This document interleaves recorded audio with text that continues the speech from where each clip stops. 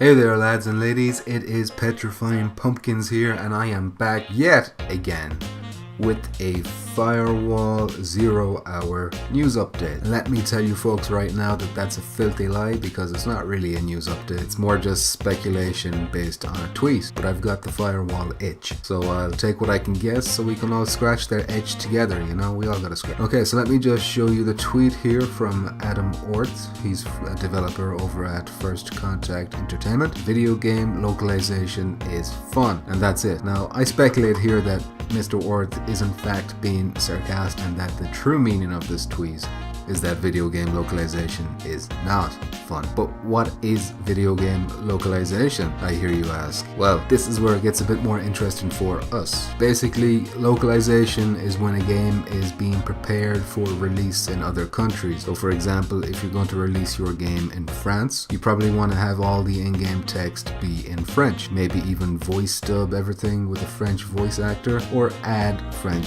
subtitle. But it's not all just about language translation. You also have to take into account culture as well as regulations. So for example, you may need to remove blood and gore from German and Australian versions of the game because those countries have very weak stomachs. Or let's say your game allowed you to shoot a croissant. Well, that would lead to absolute outrage from the French people, so you'd have to replace the croissants with maybe a sliced loaf of bread or something like that. So why am I telling you all this useless information? Well, and this is pure speculation on my part, and I'm coming from a place of absolute ignorance because I've never developed a game in my life. But having said that, if I was making Firewall, I'd probably wait until it was very nearly 100% completed before I'd start the process of localization.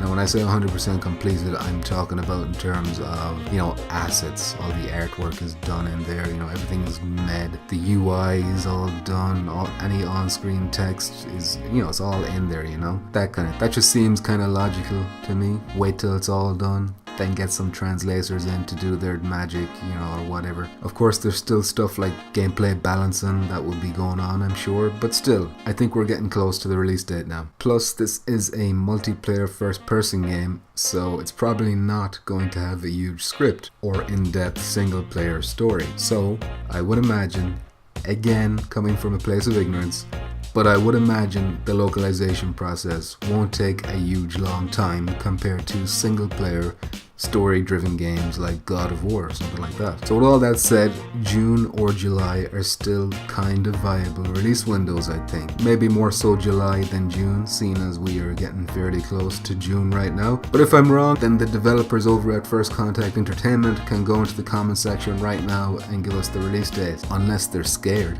Come on.